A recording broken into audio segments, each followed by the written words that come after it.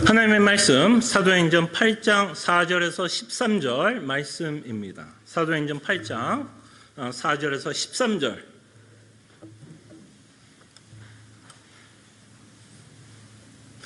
하나님의 말씀이 이러합니다.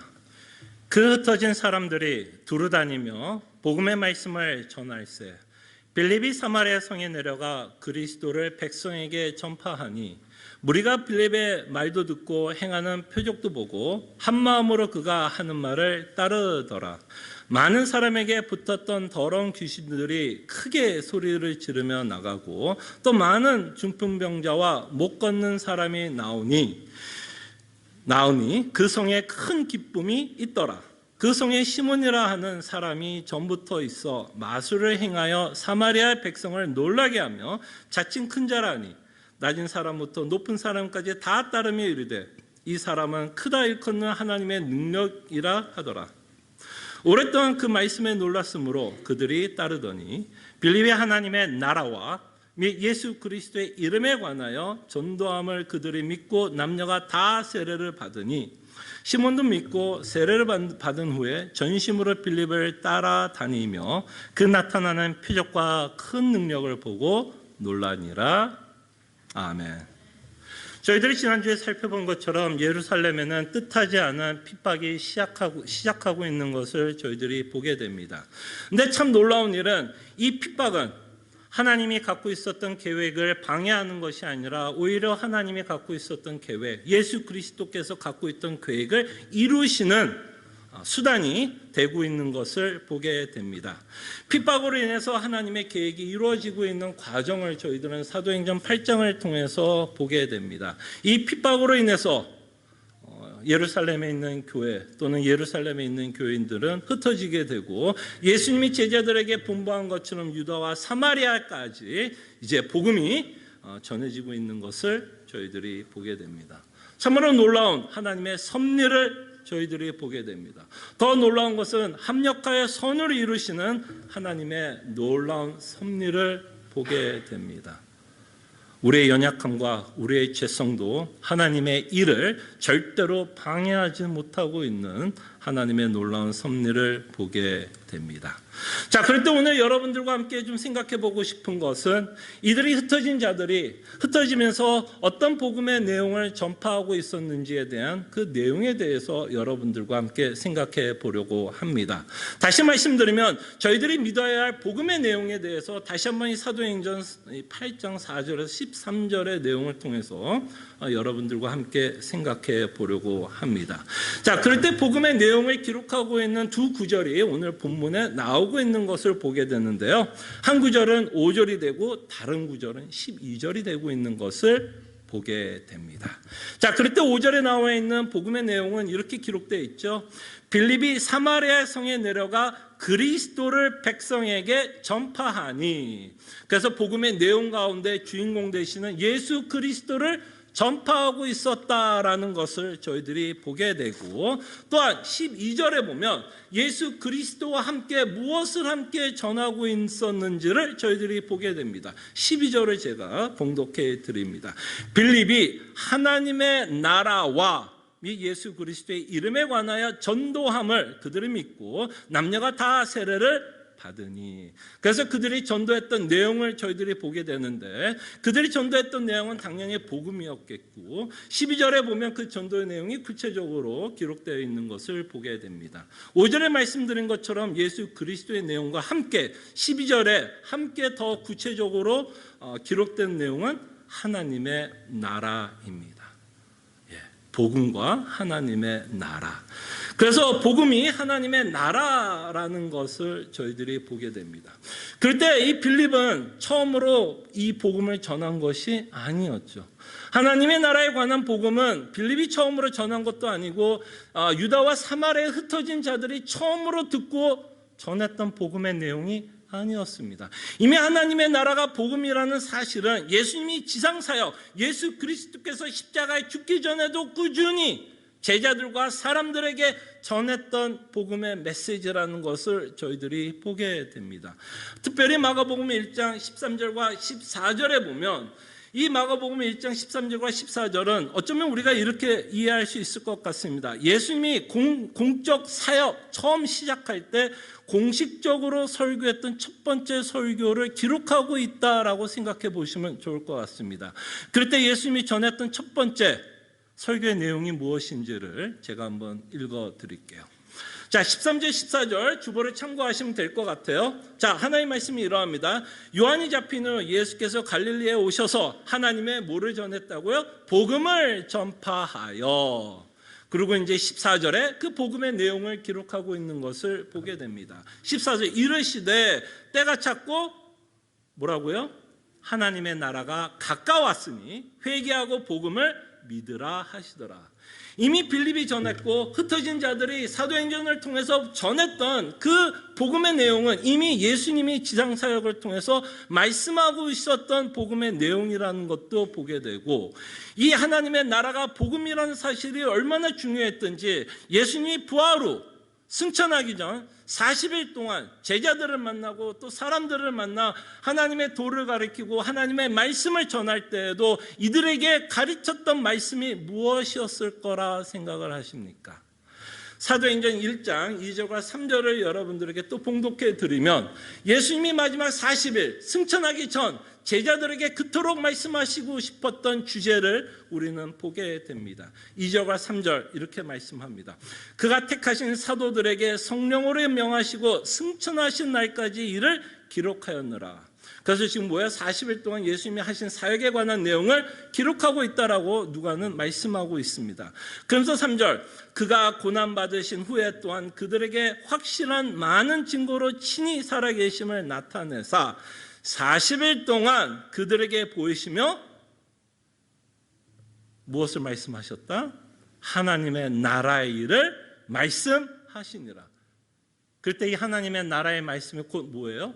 예수님이 전했던 복음의 메시지라는 것을 저희들이 보게 됩니다. 그럴 때 우리는 이 하나님의 나라가 복음이라는 사실을 잊지 않았으면 좋겠습니다.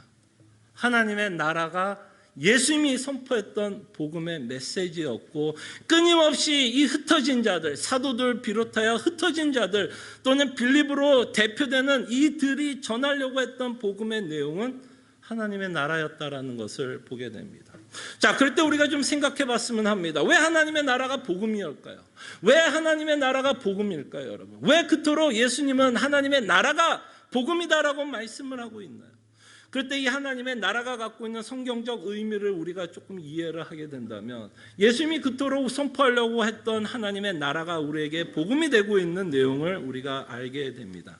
우리가 잘 아는 것처럼 인간이 이 땅에 태어날 때 영적으로 죽은 상태로 태어난다라고 누누이 말씀을 드렸습니다. 그 내용을 저희들은 이렇게 표현을 하죠. 전적으로 타락했다라는 단어로 표현합니다. 그럴 때 이 전적이라고 했을 때는 여러 의미가 있지만 이 전적이라고 했을 때 의미 중에 하나는 모든 인류를 뜻하는 전적이라는 의미입니다. 그럴 때 전적인 타락했다라고 말하면 어떤 의미를 갖고 있냐면 모든 인류는 타락했다라고 성경은 말씀을 하고 있습니다. 자, 이렇게 타락한 자들은 어떤 삶을 살아가게 되냐면 사도 바울의 언어를 빌자면 흑암의 권세 아래 살았다라고 말씀합니다. 흑암의 권세 또는 이 흑암의 권세 아래 살았다라고 하는 말을 조금 나라적인 의미로 표현하자면 흑암의 나라에서 사는 자다라고 말씀을 합니다. 그럴 때 이 흑암의 아래 살았다라는 얘기를 여러분들 무슨 옛날에 뭐 귀신 쫓아다니고 뭐 강시, 뭐 드래큘라 이런 의미로 보지 마시고 이 흑암의 권세를 통해서 사도 바울이 우리에게 말씀하시고자 하는 이야기는 뭐냐면 우리가 섬겼던 다른 왕이 있었다라고 성경은 말씀하고 싶은 겁니다. 흑암의 권세를 섬겼다라고 말씀합니다. 어떤 권세를 섬기면서 살았냐면 사탄과 같은 어두운 세력을 믿고 충성하며 살았다라고 성경은 말씀합니다. 그때 여러분들이 흑암의 권세를 섬겼다, 충성했다라는 의미를 조금 더 구체적으로 여러분들에게 말씀을 드리면 우리는 죄를 순종하면서 살았다라는 겁니다. 이것이 바로 전적 타락한 인간이 갖고 있는 최고의 질병이다라고 좀 표현할 수 있지 않을까 생각을 합니다. 인간은 태어나는 순간부터 하나님의 나라가 아닌 흑암의 권세 아래서 흑암의 통치를 받고 그에게 순종하며 내 안에 있는 죄성을 순종하면서 살아갔던 자들입니다. 그럴 때 여러분, 왜 하나님의 나라가 우리에게 복음이 되었다라고 말씀을 드리냐면, 여러분들의 예수 그리스도의 속량하심, 그의 십자가의 사건을 통해서 여러분들의 신분이 바뀌었다라고 말씀합니다. 더 이상 여러분들이 흑암의 나라에 속한 백성들이 아니라 하나님의 나라에 속한 백성이다라고 말씀합니다. 이것은 놀라운 사실입니다. 이 사실이 왜 복음이 되냐면, 더 이상 여러분들은 흑암의 권세가 왕이 아닌 예수님이 여러분들의 왕이다라고 성경은 말씀합니다. 여러분들이 예수님의 왕이어야만 그분의 통치 아래 살게 되고, 그분이 여러분들에게 주시려고 하는 모든 은혜, 구원의 은혜를 받고 살아가게 되기 때문입니다. 흑암의 권세 아래 살아갈 때 여러분과 저에게 남는 것이 있다면 하나님의 심판과 진노밖에는 남지 않습니다. 그토록 왜 하나님의 나라가 복음이 되는 이유는, 이제는 우리가 흑암의 권세에서 사랑의 아들의 나라로 옮겨졌고, 이제는 그 사탄이 우리를 통치하는 것이 아니라 예수 그리스도께서 우리를 통치하고 있기 때문입니다. 여러분들은 누구에게 통치를 받기를 원하십니까? 흑암의 권세에게 통치를 받아 여러분 인생이 진노와 형벌 가운데 여러분들의 인생이 끝나기를 원하십니까? 아니면 정말 사랑의 아들의 나라로 옮겨지면서 그와 함께 영원히 하나님의 나라에서 그가 주시는 은혜 가운데서 여러분들은 영원히 사시기를 원하십니까? 만약에 우리가 이 내용을 기억한다면, 이해가 되고 믿어진다면, 왜 예수님이 하나님의 나라가 복음이 되고 있는지는 우리는 금방 이해하고 믿게 됩니다. 자, 그럴 때 이제는 하나님의 나라에 속한 자들은 이제는 누구에게 충성하면서 살아야 될까요? 그 전에 흑암의 권세 아래 있을 때는 여러분들이 열심을 다해서 죄에 순종하면서 살았고, 죄에 순종하면서 살을 때 그것이 우리에게 참된 위로와 기쁨이 되는 삶을 살았다면, 이제는 그 하나님의 나라에 속한 자로서 이제는 예수 그리스도에게 순종하면서 살아가야 되는 자들입니다. 그리고 그 일을 우리는 하나님께서 우리에게 소원을 주시고 그 일을 우리 인생 가운데서 이루면서 살아가게 됩니다. 그래서 이 하나님의 나라에 속한 백성들의 삶은 어떤 삶으로 나타나게 되냐면, 회개하는 자의 삶으로 나타납니다. 여러분들이 하나님의 나라의 백성이다라는 것을 여러분들이 증거를 갖고 싶습니까? 여러분들이 정말 하나님의 나라의 백성이라는 어떤 열매가 있다는 것을 확인하고 싶으십니까? 여러분들이 그렇게 확인하고 싶다면 한 가지 방법은 여러분 인생 가운데 회개하는 열매, 회개의 열매를 맺고 있는지를 확인해 보시기를 바랍니다. 회개는 거듭난 자들에게 주시는 하나님의 놀라운 은혜다라고 말씀을 드렸습니다. 거듭난 자들, 하나님의 나라에 속한 백성들만이 할 수 있는 은혜의 행위라고 저는 말씀드리고 싶습니다. 그때 여전히 하나님의 백성이 하나님의 나라에 살아가고 있지만, 이 땅에서 하나님의 나라에서 하나님의 통치 안에 살아가고 있지만, 여전히 인간은, 구원받은 우리도 죄성을 갖고 살아갑니다. 그렇기 때문에 끊임없이 여러분들에게 말씀드린 것처럼 우리는 죄의 열매를 맺고 살아갑니다. 죄의 열매를 맺고 있는 한 우리는 무엇을 할 수밖에 없냐면 회개를 할 수밖에 없습니다. 그러나 우리가 회개를 할 수 있는 이유가 무엇인지 아십니까? 여러분 생각해 보십시오. 누군가가 여러분들에게 뭔가를 잘못했다고 했을 때, 여러분들이 잘못을 인정하는 순간 여러분들이 벌을 받는다라고 생각을 한다면, 여러분들이 잘못한 것을 인정하기 쉬울까요? 어려울까요? 여러분들이 잘못했다는 걸 경찰한테 자백하는 순간 여러분들이 감옥에 가야 되고 어떤 형벌을 받는다면, 누구도 경찰 앞에서 내가 잘못했다는 것을 인정하기 쉽지는 않을 겁니다. 여러분과 제가 죄를 지으면서도 여전히 하나님 앞에서 우리가 우리의 잘못을 인정할 수 있는 이유가 무엇인지 아십니까? 우리가 하나님의 예수 그리스도의 피로 말미암아 용서함을 받았다라는 그 믿음이 있기 때문에, 그 확신이 있기 때문에 우리는 우리의 죄를 인정하고 고백하는 겁니다. 왜? 내가 죄를 짓는 것 때문에 하나님이 나를 심판하지 않을 것을 알기 때문에. 그럼에도 불구하고 우리가 회개하는 이유는 나를 구원하신 그 하나님의 은혜 때문에, 나를 사랑하셔서 나를 위해서 십자가에 죽으신 그 은혜가 나로 하여금 내가 죄를 짓고 있는 그 모습을 보면서 내 자신이 아파합니다. 나를 그토록 사랑하셔서 십자가에 죽으셨는데 여전히 죄를 짓고 있는 내 모습을 보면서 옛 습관 가운데 살아가면서 내가 그전에 죄를 사랑하면서 살아갔던 그 옛 습관이 남아있어 그대로 살아가고 있는 내 모습을 보면서 하나님이 지금 얼마나 마음이 아플까, 예수님도 얼마나 마음이 아플까, 성령 하나님은 지금도 나 때문에 얼마나 근심하고 있을까. 그 하나님 때문에 우리 마음이 아픈 거예요. 그러니까 구원을 받기 위한 회개가 아니라 나를 사랑하는 그 하나님이 내가 죄를 짓고 있는 모습을 보면서 그 심정이 나한테 전해지는 거예요.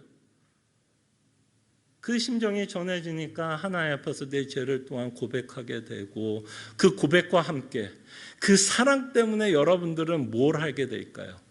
그 사랑 때문에 여러분들은 하나님 앞에서 어떤 소원을 갖게 됩니다. 어떤 소원이 들까요? 어떤 결심을 하게 될까요? 어떤 헌신을 하게 될까요? 다시는 이 죄를 짓지 말아야지. 다시는 이 죄 짓지 말아야지.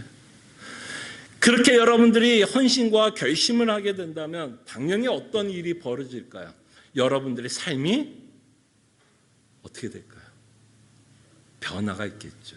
변화가 있겠죠. 바로 이것이 하나님의 나라의 백성의 삶입니다. 그때 여러분 회개의 열매를 맺고 살아가십니까? 여러분들이 죄 짓는 거에 좀 민감하십니까? 만약에 여러분들이 죄를 짓고 있는 거에 민감하다면 나는 하나님의 나라의 백성으로 살아가고 있다라는 증거를 갖고 있다라고 우리가 생각해 볼 수 있을 것입니다. 자, 그러면서 여기에 이제 특이한 일들이 벌어집니다. 빌립이 말씀을 전하고 있고 흩어진 자들이 말씀을 전하면서 우리가 사도행전을 보면서 참 특이한 어떤 기적적인 사건들이 벌어지고 있는 것들을 보게 됩니다. 자, 이런 기적에 대해서 우리는 어떻게 생각을 해야 될까요? 복음을 전하고 있더니 중풍병자가 나음을 얻었고 막 귀신들이 쫓아나는 것을 보게 됩니다. 그럴 때 이런 기적들, 이 기적들에 대한 내용은 우리가 어떻게 이해하면 좋을까요? 그때 여러분, 난해한 성경 구절은 성경이 풀어줘야 됩니다. 난해한 성경 구절이 성경이 풀지 못한다면 우리는 좀 유보할 필요가 있다고 생각을 합니다. 아직은 그 말씀이 무엇을 뜻하고 있는지 우리는 모른다라고 그냥 정직하게 넘어가야 될 텐데, 오늘 이 본문을 통해서 우리는 알 수 있습니다. 지금 일어나고 있는 이 기적의 현상들은 어떤 일을 우리에게 보여주고 있는지를 이미 예수님이 이렇게 말씀하고 있는 것을 보게 됩니다. 마태복음 12장 28절을 한번 또 주보를 보시기를 바랍니다. 자, 지금 사도행전에서 벌어졌던 그 일이 이미 예수님의 지상 사역을 통해서 이루어지고 있었다라는 것을 보게 됩니다. 마태복음 12장 28절에 보면, 그러나 내가 하나님의 성령을 힘입어 귀신을 쫓아내는 것이면, 이 일을 통해서 하나님이 우리에게 뭐를 증명해 주고 싶은 사건이 되고 있어요? 하나님의 나라가 이미 너에게 임하셨느니라. 지금 우리는 이 사도행전 8장에 또는 앞으로 있을 기적의 사건을 보면서 이 기적 자체에 우리는 관심을 갖는 게 아니라 이 기적을 가지고 하나님이 우리에게 무엇을 말씀하시려고 하는지 그 메시지를 전해받는 것이 중요합니다. 그래서 이 성경 기자들은요, 이 기적을 기적이라는 단어를 쓰지 않고 어떤 단어로 이 기적을 표현하고 있냐면 표적이다라고 표현을 합니다. 표적. 무슨 말이냐면 기적은 기적인데 분명히 중풍병자가 일어나고 귀신이 쫓임을 받고 뭔가 신비한 일들이 벌어지는 일을 기적이라고 표현하지 않고 표적이라고 사용을 함으로써 하나님이 뭘 말씀하고 싶으냐면 이 기적을 통해서 우리에게 전하시고 싶은 표 또는 메시지가 있다라고 우리에게 말씀을 하고 싶은 거예요. 이것은 병이 고쳐졌다라고 하는 메시지도 아니고 귀신이 이제 어떤 자들 안에 있었던 귀신이 쫓아냈다, 이게 메시지의 끝이 아니라 이 메시지, 이 사건을 통해서 하나님이 우리에게 말씀하시고자 하는 내용은 뭐예요? 하나님의 나라가 이미 세워졌다라는 증거로서 사용하는 겁니다. 무슨 말인지 아시겠죠? 그래서 우리는 이 기적에 관심이 아니라 이 기적을 통해서 우리에게 무엇을 말씀하려고 하는 메시지를 받으셔야 돼요. 여러분들과 저희들이 한 달에 한 번씩 하는 성찬을 여러분들의 생각을 하면 이 기적이 갖고 있는 의미를 우리는 기억할 수 있습니다. 성찬을 할 때 우리는 떡과 포도주를 마십니다. 먹고 마십니다. 근데 그 떡과 포도주는 우리에게 표가 있어요. 표적이 됩니다. 그 물체는 우리에게 전하고자 하는 메시지가 있다라는 것을 보게 됩니다. 그래서 우리는 포도주 자체 또는 떡 자체에 관심이 있는 게 아니라 그 떡으로 말미암아 하나님이 우리에게 전하시고자 하는 메시지 또는 그 떡으로 말미암아 우리에게 전하시고자 하는 그 메시지에 우리가 주목을 합니다. 그런 것과 마찬가지로 우리는 이 기적 자체에 주목을 갖는 것이 아니라 이 기적을 통해서 하나님은 우리에게 전하시고자 하는 메시지에 더욱더 관심을 갖고 그 메시지는 뭐예요? 하나님의 나라가 섰다라는 겁니다. 이 말은 뭐냐면 예수님이 이 땅에서 그저 왕으로서 승천을 승천을 했고 그 예수님이 승천함으로써 우편에 앉으셨다라는 말을 통해서 예수님이 이제는 왕이심을 다시 한번 우리에게 선포하고 있음을 보게 됩니다. 그래서 하나님의 나라가 임했다. 이것을 통해서 하나님은 무엇을 하느냐? 이 복음의 진정성을 보여주려고 합니다.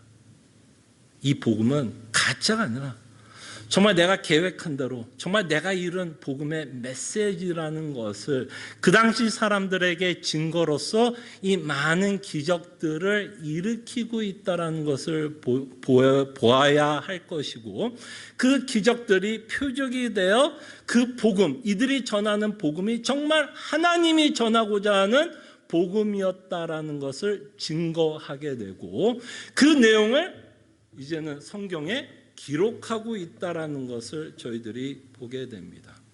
그렇기 때문에 그 당시 이미 표적을 통해서 이들이 전한 복음이 하나님이 전하시고자 하는 복음이었고 그것이 성경에 기록되어 있기 때문에 더 이상 우리에게 필요 없는 것 중에 하나가 표적입니다. 이제 더 이상 하나님이 우리에게 표적을 보일 필요는 없어요. 이미 왜냐하면 그 당시에 그 증거들을 통해서 내가 전하려고 했던 복음의 메시지는 이미 전해졌고 그 복음의 메시지가 성경으로 기록되어 있기 때문에 더 이상 표적은 필요 없다라고 말씀을 드리는 겁니다. 그렇지만 오해는 없기를 바랍니다. 표적이 없다 그래서 기적이 없다는 이야기는 아닙니다. 근데 기적이 더 이상 표적으로는 사용되지 않는다라는 겁니다. 우리가 경험하는 지금 이 세상에서도 많은 기적들이 있습니다. 그 기적들이 하나님이 하신 일일 수도 있습니다. 그러나 그 일이 더 이상 표적으로서 복음이 증거되기 위한 것으로 사용되지는 않는다라고 말씀을 드리고 싶습니다. 그리고 우리가 경험하는 수많은 신비한 기적들에 대해서 우리는 잘 정리해야 됩니다. 잘 정리해야 돼요. 하나님께서 여러분들이 살면서 하나님께서 혹시 남들이 경험하지 못하는 기적들을 혹시 경험하게 되면 그 기적의 경험에서 끝나면 안 됩니다. 왜냐하면 많은 경우 그 기적들은 내 문제를 해결해 주는 기적으로 다가올 때가 많아요. 내가 풀지 못하는 문제를 하나님께서 해결해 줬다는 의미에서 기적으로 돌아올 때가 기적으로 우리가 이해할 때가 참 많게 됩니다. 그럴 때 우리가 기적에서만 그 하나님이 누구이신지를 깨닫게 되고 알아가면 우리에게 어떤 오해를 줄 수 있게 되냐면 만약에 여러분들에게 어떤 문제가 일어났을 때 만약에 하나님께서 그 문제를 해결해 주지 않을 경우에는 여러분과 저에게는 하나님을 다시 한번 오해하게 될 수 있게 만듭니다.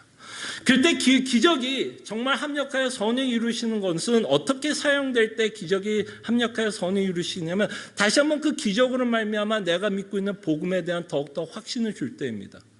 많은 경우는 기적과 복음이 간증을 들어보면 기적과 복음이 좀 따로 이게 뭐라고 표현하면 좋아요? 따로 논다라고 좀 표현할 수 있을까? 좀 따로 놀아요 그냥.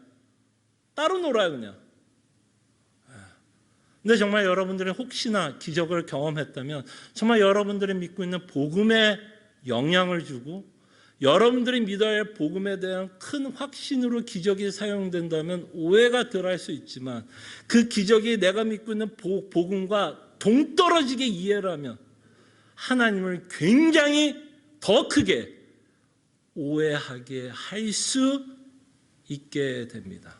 그래서 우리가 경험하고 있는 기적에 대해서 우리가 잘 좀 정리할 필요도 있지만, 적어도 사도행전에서 사용했던 이 기적은 표적으로 이들이 전했던 예수 그리스도의 복음이 진정 복음이라는 것을 우리에게 말씀하기 위해서 우리에게 주고 있다는 것을 기억해 주시기를 바랍니다. 그럴 때 이제는 여러분들이 하나님의 나라의 백성으로 이제는 살아갑니다. 이미 임했다라고 말씀합니다. 여러분들은 그리스도의 통치를 받고 살아가는 자들입니다. 자, 이렇게 하나님의 통치를 받고 살아가는 자들은요, 참 이상한 삶을 살아가게 됩니다. 좀 묘한 삶을 살아가게 돼요. 어떤 의미에서 제가 좀 이상하다, 묘한 삶을 살아가냐면, 여러분들의 두 발은 분명히 이 땅을 디딛고 살지만 여러분들이 살아가고 있는 관점과 시각은 끊임없이 하늘에 하나님의 나라를 바라보면서 살아갑니다. 조금 더 이 말을 쉽게 이야기하면, 분명히 우리가 두 발을 딛고 이 땅에 살아가지만 우리는 믿음이라고 하는 관점을 갖고 이 땅에 살아갑니다. 그렇기 때문에 우리가 벌어지고 있는 어떤 현상, 어떤 사건에 대해서 우리가 갖고 있는 경험과 상식과 사람들이 이야기하는 식으로 그 현상을 받아들이는 것이 아니라 철저하게 믿음의 눈으로 세상을 바라보게 됩니다. 그렇게 믿음의 눈으로 바라볼 때만 사도행전 8장이 풀린다라고 말씀을 드렸죠. 믿음의 눈으로 보지 않고 하늘의 관점에서 사도행전 8장을 보지 않으면 이것은 사도들이 뭘 받는 것으로 끝나는 거야. 핍박받았구나 라는 것으로 끝나게 됩니다. 무슨 말인지 알겠죠? 이렇게 핍박만 받고 끝난다면, 야, 이제 교회는 망했구나 라고만 생각할 수밖에 없게 됩니다. 이것은 우리가 두 발을 딛고 있는 인간적인 생각, 인간적인 이성, 경험으로 내린 결론입니다. 근데 믿음의 눈은 이 상황을, 이 사건을 다르게 해석하게 한다는 것을 보셔야 됩니다. 믿음의 눈은 사도행전에서 일어나고 있는 이 핍박마저도 하나님의 섭리 안에 있었다라는 것을 믿는 자들입니다. 우리에게는 답이 없을지라도, 마치 예루살렘 교회가 망할 것 같은 생각이 들지라도, 믿음의 눈은 우리의 현상, 우리가 눈으로 보고 우리가 경험으로, 우리의 이성으로 세상을 보고 있는 사건을 해석하는 자들이 아니라 철저하게 믿음의 관점으로 그 사건을 바라봅니다. 그때 여러분들이 하늘의 나라의 관점을 갖고 살아가는 자들의 가장 다른 특징은 뭐냐? 사건을 하나님의 섭리 안에서 꾸준히 보려고 애를 씁니다. 그리고 또 하나의 관점은 뭐냐면, 여러분들은 다른 세상 가치관을 갖고 살아갑니다.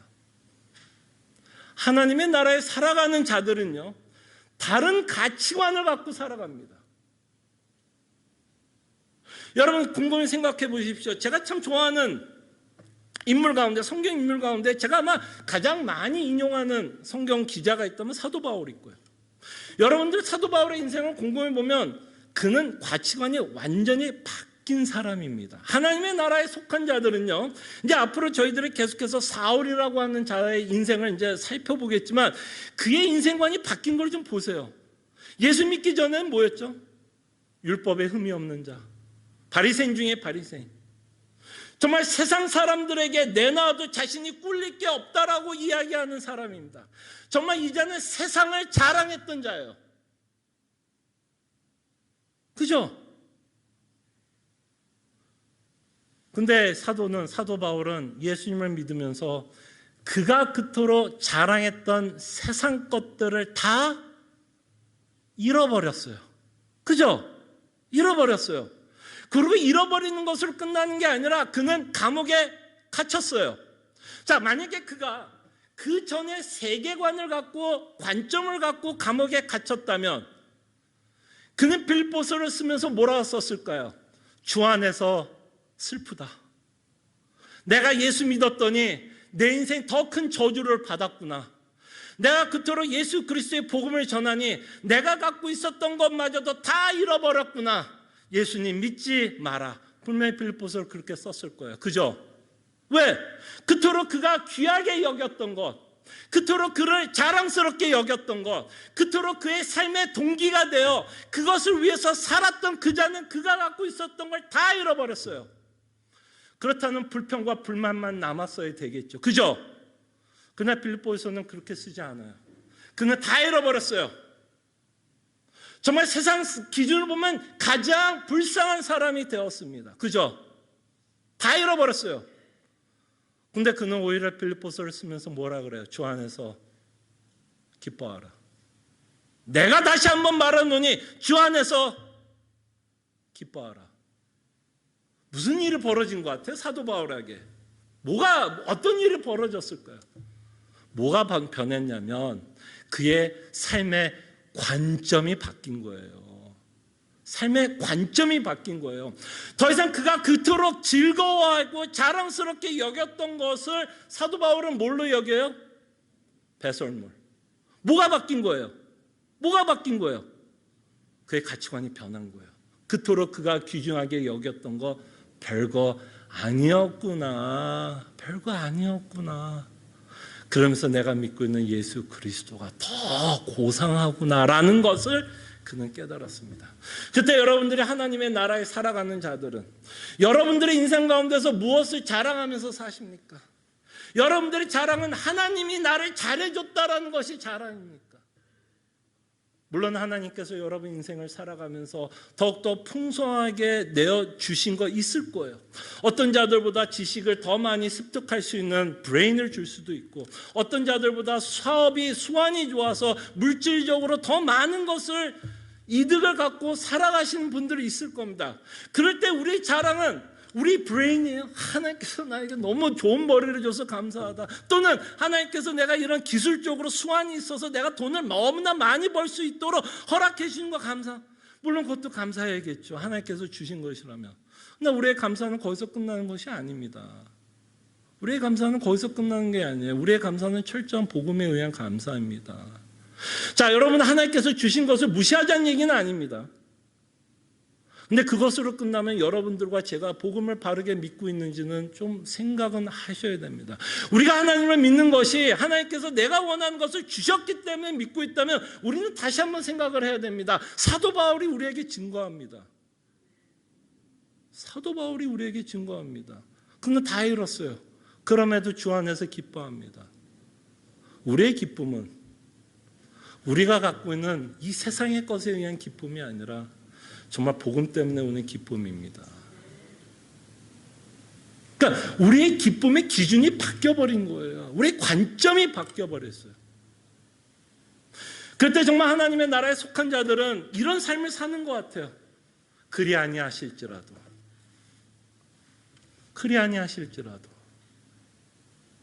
내가 풍부에 처해도 뭐 때문에 감사해요? 복음 때문에 감사하는 거예요. 풍부에 처해도 복음 때문에 감사하는 거고요. 또 그리 아니하실지라도 내가 비천에 처해도 감사하는 이유가 뭘까요?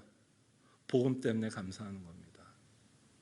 그래서 예수 믿는 자들은요, 절대로 자신을 초라하게 생각하면 안 돼요. 아유, 내 평생 70, 80년 돌이켜보면 내 인생은 참 초라해. 뭐 이룬 거 하나도 없는 것 같아. 사람들에게 내세울 거 하나도 없어. 나는 너무너무 초라해. 내 초라해. 여러분 이렇게 초라하다고 고백하는 건 뭔지 아세요? 우리가 복음을 안 믿고 있다는 증거입니다. 여러분들이 초라하다라고 생각을 한다면 무엇이 여러분들을 그렇게 생각하게 하는 거예요? 결국 세상 기준 때문에 초라하다라고 생각하는 거 아니에요? 세상 기준으로 내 인생을 바라보니까 너무 불쌍한 거야. 너무 초라해 보여. 나 저 사람과 비교하고 이 사람하고 비교하면 내가 너무 초라해. 이게 뭐예요? 세상 관점을 갖고 내 인생을 바라보고 있는 시각입니다.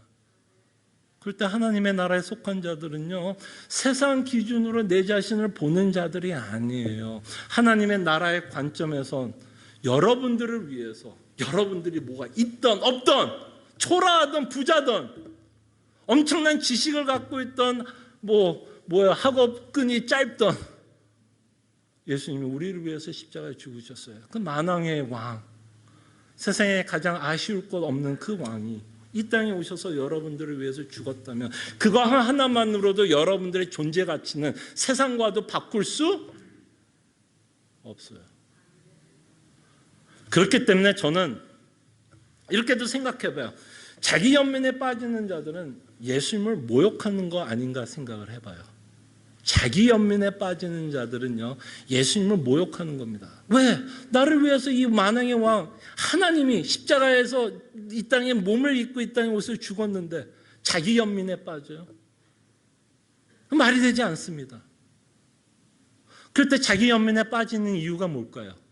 결국 세상 기준 아니에요?